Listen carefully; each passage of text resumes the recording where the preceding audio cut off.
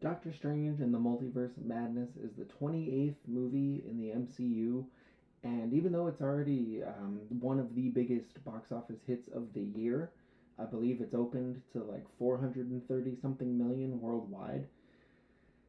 It's also one of the most polarizing.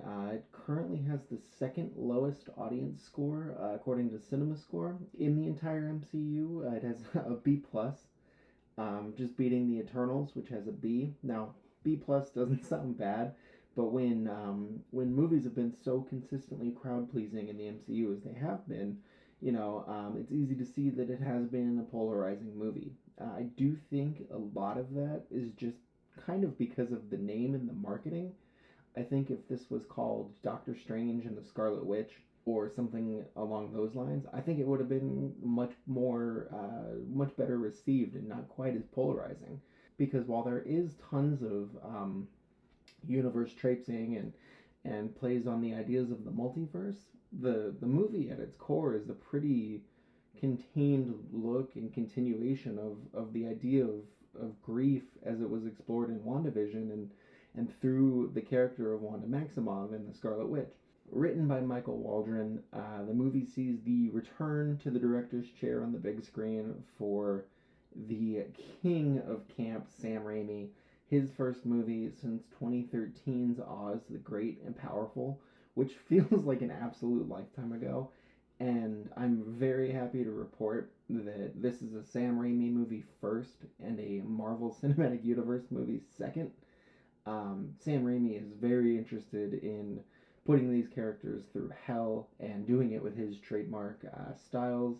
If you have young children that love these movies and are eager to see this, think twice. Not really anything terrible. This is the most graphically violent MCU movie. It also is like really the only one to take full advantage of the idea of jump scares, things like that.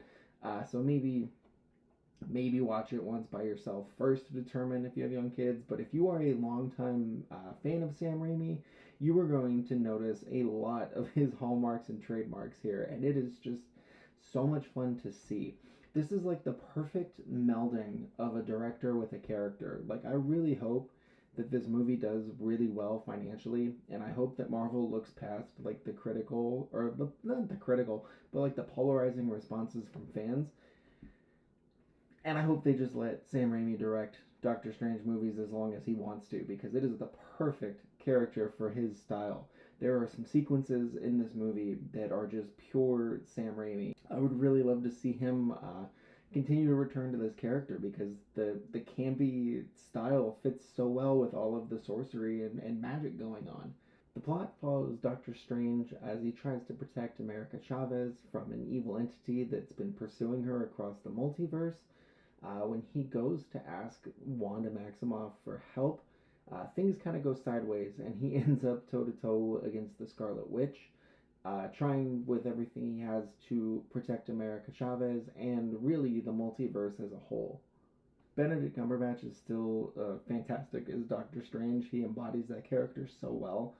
Xochitl Gomez is wonderful as America Chavez, who makes her MCU debut here. I think she comes in as like a fully realized character, and that helps out a lot. I mean, she still has like the kind of origin type story here, but adding her in is such a big piece. And I think as we move further towards like a Young Avengers property, whether it's a show or a movie or whatever they decide to do with it, I think she's going to be a key piece in that. And I think the fact that she does give such a strong performance and does such a good job of making this a sympathetic character that you want to see more of. I think it bodes well for the future of a Young Avengers type team. Another actress who I really just I don't think we see enough of just in movies in general is Rachel McAdams returning as Christine Palmer. She's absolutely wonderful again. She's consistently so good. And like watching her in this, I was like, man, why doesn't she make more movies? Or does she make a ton of movies and I just don't see them? Because she is someone that you can consistently count on to just come in and destroy in any sized role. Benedict Wong is again Wong, and honestly, just never enough Wong. Never enough Wong. I could watch him and Steven banter. I could just watch him go on adventures. We need more Wong. Phase 4 has been kind of the Wong cinematic universe, but not enough. Cameos don't do it. We need more. But the absolute star of the show here is Elizabeth Olsen as Wanda Maximoff, aka the Scarlet Witch. She's just great. She's like made for Sam Raimi's movies. She's so expressive and she's so good at just conveying emotions and feelings and intentions just through body language. And she just plays it up so well. She does that heightened Sam Raimi style to perfection. To the point that I was like, I really hope that that he has something in the pike that isn't Marvel and they can just team up again, because I was blown away by her ability to shift between, cold, terrorizing like menace to completely sympathetic character. And I think it's a testament to how well she's inhabited that character over the years since she joined the MCU, and just really her talent, her ability to never make you lose sight of all of the things that make Wanda such a popular character in the MCU. I think here it's a tight balancing act. The script in points doesn't do her tons of favors at times, and she still just manages to keep it absolutely just unnerving and really really captivating. That's really the only word I can think of to describe it. I was blown away.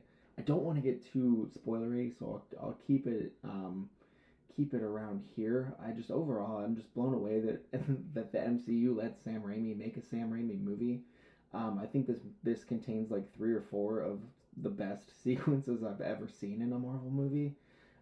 The script did kind of leave me lacking a little bit. I think that's just because I was really caught up in the marketing and like the thought that this was going to be like a massive cameo filled camp fest, and it does deliver on the camp because you have Sam Raimi at the helm, but the cameos are kind of just relegated to what you kind of see in the trailers and what was leaked online. So I think fans expecting more multiverse mayhem in that sense are going to be disappointed, and I think that might be a cause for a lot of the polarization that this movie has made. But just as a movie on its own, it's an incredible entry in the MCU. It's so much fun. I'm gonna have tons of fun rewatching it, just because of all of the little references and bits that I'm sure I missed the first time. And really tempering expectations and adjusting expectations. It's one of the most start to finish enjoyable MCU movies. I think Sam Raimi is such a good director. The cast is all top notch. And Sam Raimi supremacy forever. I think really. Please let me know what you thought about the movie, what worked for you, what didn't. I would love to hear that. Where you think this might be heading in the future, please let me know in the comments. If you'd like, I did recently start writing for ScreenRant.com. The link is in my description or in my about, whatever you call it. It should be there if you feel inclined to check that out. Please do. Otherwise, thank you very much for watching, and I'll be back.